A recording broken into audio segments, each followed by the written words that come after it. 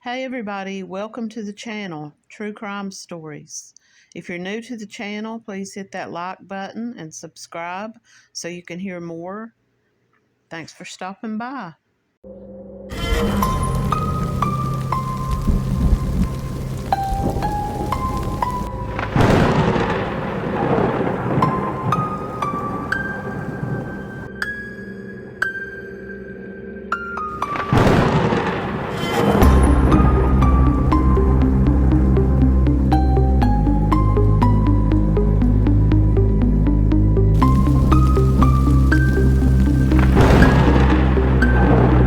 This is the story of Melissa and Jasmine Collins. In 1991, a 17-year-old mom, Melissa Collins, and her 8-month-old baby, Jasmine, vanished from their West Akron apartment. In the decades since, police have torn up a local park and searched abandoned homes. On August the 8th, 1991, Melissa Collins, age 17, and her 8-month-old daughter Jasmine disappeared from their West Akron, Ohio apartment.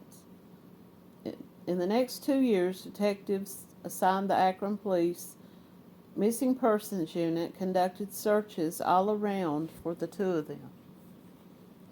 They got leads from all over the country, but those leads led nowhere. In 1993, a homicide detective received information that Melissa and Jasmine were dead. The only suspect in the case was a 37-year-old man from Akron with a history of violence. He killed himself 6 months after Melissa and Jasmine vanished. Betty Collins last saw her daughter and granddaughter about 4 p.m. on August the 8th, 1991. When she dropped them off at Melissa's one-bedroom apartment on Westwood Avenue. They had been out running errands together and had gone to the Rolling Acres Mall and picked up some pictures and did some laundry. The last person to see Melissa and Jasmine was Raymond Smith Jr., 37, who was a convicted felon and described by the police as a drug user with mental health issues. Smith sometimes stayed with a woman in the apartment complex where Melissa lived. Smith had told his girlfriend that Melissa had picked Jasmine up at about 7:30 p.m. and walked to a store about 4 blocks away, but they never returned. Now, how did he know that? According to a police report, Smith also went away that night, returning to the apartment 2 days later.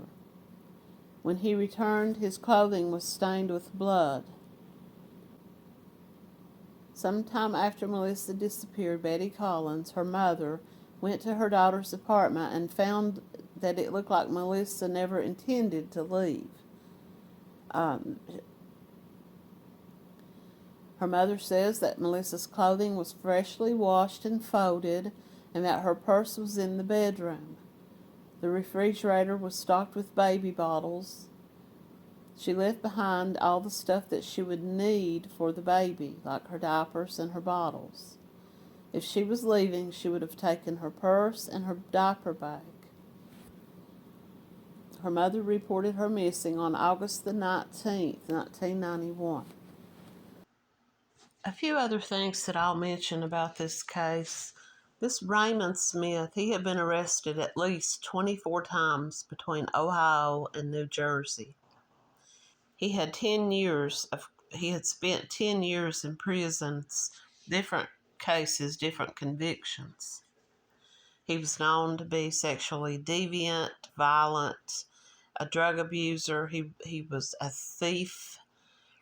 When he killed himself, some people believe he didn't kill himself. Some people believe that he was murdered because he was being sought after by drug dealers because he had robbed a drug house. He was supposed to go to court the following day for possibly to be convicted for possible robbery. He was facing a lengthy jail sentence, and he didn't want to go back to jail. Now, the connection between New Jersey and this man, there was a rumor that went around that police were told that Melissa and Jasmine may have been dumped in New York. Is it possible that during the 2 days that this man disappeared after Melissa and the baby vanished, that he drove their bodies to New York? Or could it be that the baby was alive and he drove Melissa and dumped her out and gave the baby to somebody? There could be a possibility that someone may come forward one day who may match Jasmine's. It's hard to imagine someone just murdering a little innocent baby, but stranger things have happened, and there are very bad people in the world who will do stuff like that. Now, he had also been possibly involved in the death of a 13-year-old boy who was a relative of his in Alabama. Now, the boy was found floating in a swimming pool, but when the autopsy was conducted, they said that he did not die from drowning, and that this Raymond Smith was thought to have been involved in this young boy's murder. Now, another thing that was said about this Raymond Smith was that he was always making these unwanted sexual advances toward Melissa. She had told people this, but she had also told that it wasn't just him, but it was also this landlady, and that she and Raymond Smith had both made passes at Melissa and were both trying to get Melissa to engage in sex with both of them. And she was uncomfortable. She didn't want to do this. She actually had talked to her mother that very day about moving back home. And it's my theory, my belief is that she had some kind of altercation with Raymond and possibly the landlady. She told them that she was planning to move out, and maybe it became violent, or maybe they just targeted her. Like her mother said, her government check was there at her apartment and it was uncashed. So this was not a robbery, and that surprises me that this Raymond Smith, who was known for robbery and being a thief, wouldn't possibly have tried to cash that check. Now, I believe that the landlady was involved in this. I believe that she helped him to cover this up. I believe that she helped clean this place up. Now, one problem with all of this is that Melissa's mother, Betty, she didn't report Melissa missing for 10 days. She just kept thinking there's something going on. There's some reason why she's took off and not contacted anybody. But she was looking for Melissa. The whole time she was reaching out to people that may have known where she might have gone. But finally, after 10 or 11 days, she contacted police. And, of course, at first, police believed that she had just run off. They didn't do a thorough investigation right away. It wasn't until rumors started coming in that they finally did start looking into this. Detectives did not interview Smith before he killed himself on February the 12th, 1992. He left behind no suicide note. His girlfriend told police she found a sheet of paper in her room where he had written 5 words, "To whom it may concern." Police say Smith was troubled. He reportedly was being hunted by crack dealers, that he owed money, and that he had robbed their drugs. He also had a felony conviction for drugs and aggravated sexual assault. He was out on bond on a charge of receiving stolen property. He had been a patient at Portage Path Community Mental Health Center. Betty Collins said that her daughter told her that she was afraid of Smith because he had made advances toward her. Melissa Collins was an African-American female with brown hair and brown eyes. She was subletting an apartment from an unnamed woman who lived with this mentally ill man who was known for his violent criminal history and drug use. He was the last person who reportedly saw them. But it says here that he told authorities that he saw them walking toward the grocery store at around 7:30 p.m. that same day. According to authorities, there is no evidence to suggest that Melissa had any travel plans. She didn't take any money with her. She left behind her purse. So that doesn't make any sense. If she was walking toward the grocery store, she definitely would have taken her purse or at least her money. He left the apartment the same day that she disappeared and was gone for several days. According to a witness, they saw him come back to the apartment complex 2 days after Melissa disappeared, and his clothing looked to have blood stains. This was not reported to the police, and they came there. They did not have the clothing to test. Smith took any secrets he may have had with him to the grave. 6 months after the mother and child disappeared, he took his own life. He did leave behind this little note that said, "To whom it may concern," but he didn't leave any more information. It doesn't make any sense. Why didn't he just go ahead and tell if he was going to commit suicide anyway? At least maybe the family could find these two bodies and get a little bit of closure for this. Melissa is biracial. She's black and white. She has brown hair and brown eyes. She has a scar on her upper left arm. She goes by Lisa or Lisa Boone. She would be in her 40s at the time of this publication. She often wore glasses. It's unknown whether she was wearing her glasses at the time. The baby, Jasmine, was less than a year old, and it's unknown what clothing she was wearing. She would be 29 years old at the time of this publication. The only thing Melissa was known to have been wearing at the time of her disappearance was a gold chain necklace. Before I move on into the next part of this story, I would just like to remind everybody, if you haven't already, to please like the video and subscribe to the channel. About Melissa, she was 17. She had become pregnant and had a baby. She was taking classes at the Teenage Pregnancy Center, and she was getting good grades. She had moved out on her own with her baby girl. She was renting a one-room apartment from a woman on Westwood Avenue in Akron. Now, Melissa still couldn't drive, so she relied on her mother, and her mother would come and take her to places that she needed to go. So at around 7:30 p.m. that day, Melissa and Jasmine left to walk to a grocery store 4 blocks away, and neither of them was ever seen or heard from again.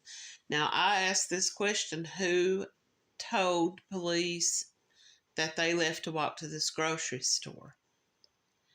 The only person I've ever seen supposedly that was supposed to have said that was this man.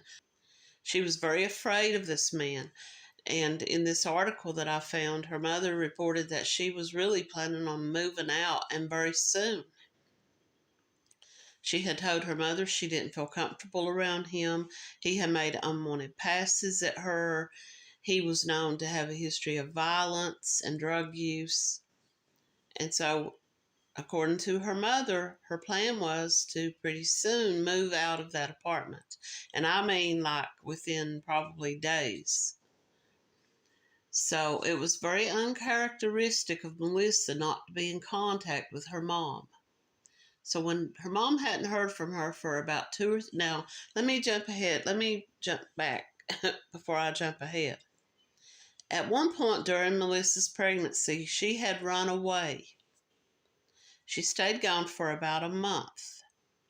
I don't know what the details of that was. Maybe it's when she first found out she was pregnant. and she was afraid of her mother's reaction. But at some point, she had run away. She stayed gone about a month, but she had had a friend contact her family and tell them that she was okay. And after about a month, she came back home. So, when her mom had not heard from her for a couple of days, she became concerned.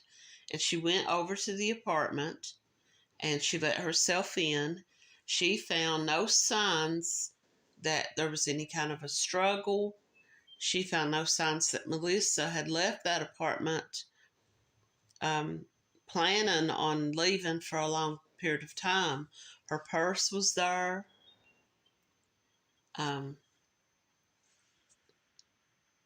Now, she had gotten a check, like a government check for her baby. Some would call that welfare check. But she had gotten this check and she had not cashed it. And this was 1991. This was before, people had debit cards and the money went directly into the bank account. This is when people still received a paper check. So the check came, but was never cashed. So this was really concerning because her mother knew that this is what she relied on for, to buy stuff that she needed. So when her mother went to the apartment, she said the baby's clothes were freshly washed and folded. Remember, her mother had spent the day with her. The last day that she was seen, she had taken her to the laundromat. They'd spent the day, out together. And so she had come home with these fresh washed clothes. She had folded them.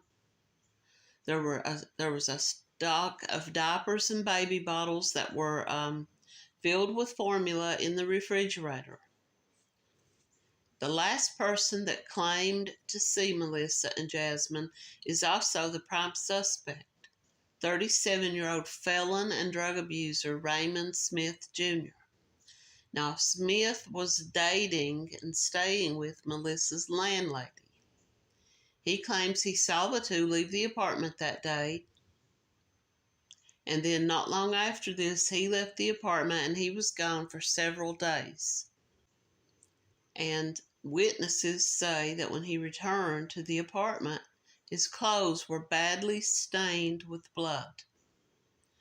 Once again, they just tell the family, oh, she just ran away.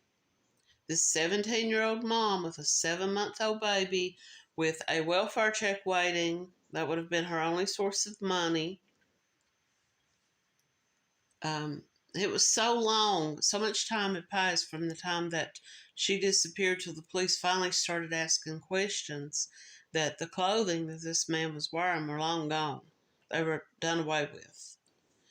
And a lot of people in the comments section here is saying that this landlady, this girlfriend of his, had to help him. She had to have seen the bloody clothing. She had to have helped him dispose of these clothing. And the two of them moved not long after this. Now, Raymond had a long history of violence, drug abuse, and mental illness. He had been convicted for crimes from drug offenses. It says here sexual imposition. I'm not really sure what that means. And aggravated assault. Melissa had told her mother that she was frightened of this man, that he had made numerous unwanted sexual advances toward her, and that she was very uncomfortable around him. She and her mother had discussed her moving out and moving back in with her mother, and she agreed to that. And she had told her mother that very day that she planned to start packing up their belongings and move as soon as she could. Maybe she told the landlady that. And this man saw the only opportunity that he had to attack her. This is just speculation. In February 1992, 6 months after their disappearance, Raymond Smith Jr. committed suicide in the basement of his new home. He left behind a note that simply said, "To whom it may concern." There was nothing else. The motive for his suicide is unclear, but he was facing some serious criminal charges that would have given him a lengthy jail sentence. He had told people he did not want to return to prison. There could have been a disturbance in the apartment. Maybe the landlady helped clean that up. I don't know what kind of woman would want to keep a man around who is a sexual deviant, sexually violent, aggravated assault, mentally ill, and a drug addict, unless she was afraid of him, or unless he was getting some type of government check himself that helped her income. Now, I will come to this question. Who was the baby's dad? And did she have a relationship with the dad or his family? Did they get along okay? Did the dad's family see the baby? And could it be possible that that's an angle that the police could have been looking at? But it could have been that the government was coming after the dad for child support for this, the fact that she was getting a welfare check from the government. And could that have been an angle the police could also have looked at? So this sexual imposition, I'm guessing, means that he was trying to force himself on a woman or girl. So whatever that was, he was charged with it. An aggravated assault. So someone asked, was Melissa's home with her mother so bad that it drove her to this apartment? And I think that part of this program that she was on, where she was taking these classes at this teenage pregnancy center, was probably to have her become self-sufficient. So it could have been that they wanted her to have her own place, to learn how to do for herself and to take care of her own daughter.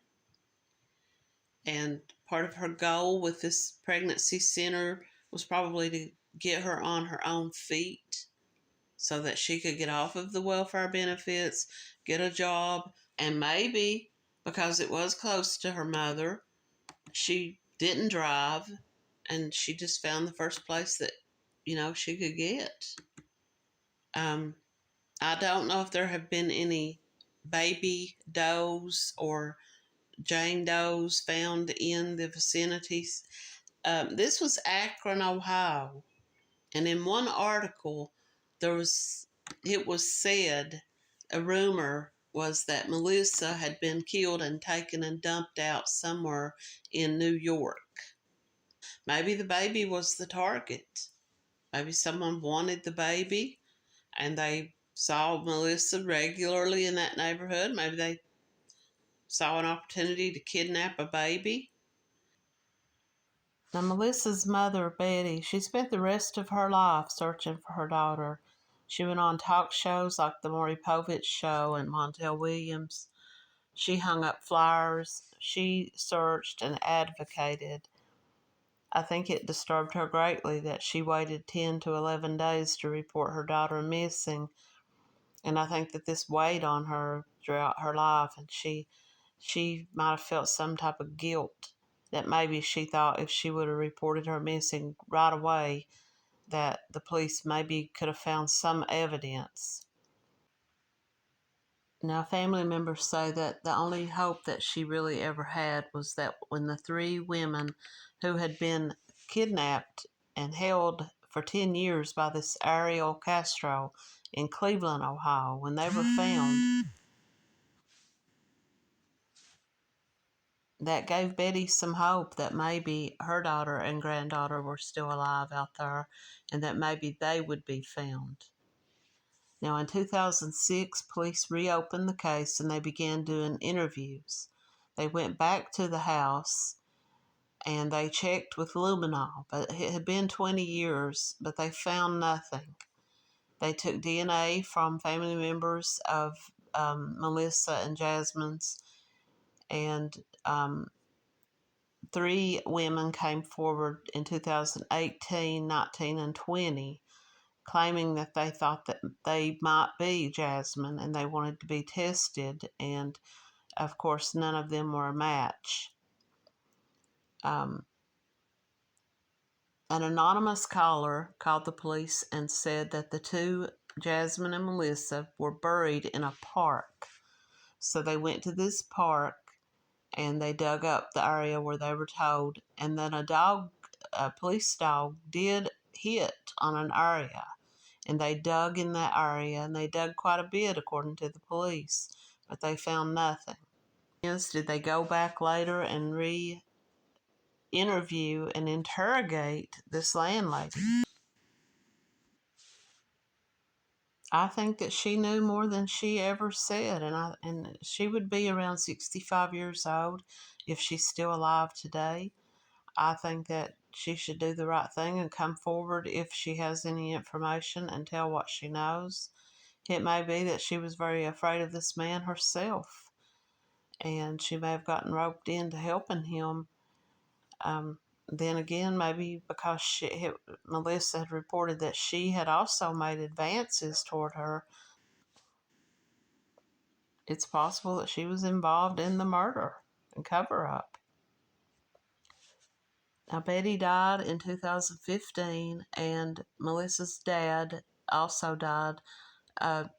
They died only a few months within each other, and they both went to their graves never knowing what happened to Melissa or Jasmine. And so that is the story of Melissa and Jasmine Collins. They disappeared. There's never been any traces of them. Keep in mind, this was 1991. Like I said, there were no cell phones to track. A lot of places didn't even have surveillance cameras at that time. And I'll just wrap this story up by saying Melissa Collins was 17. She was a biracial, a female. She had a scar on her upper left arm. Her ears were pierced. As far as I know, she didn't have any tattoos. She had brown hair and brown eyes. And the baby was 7 months old with black hair and brown eyes. That's really all they had to go on.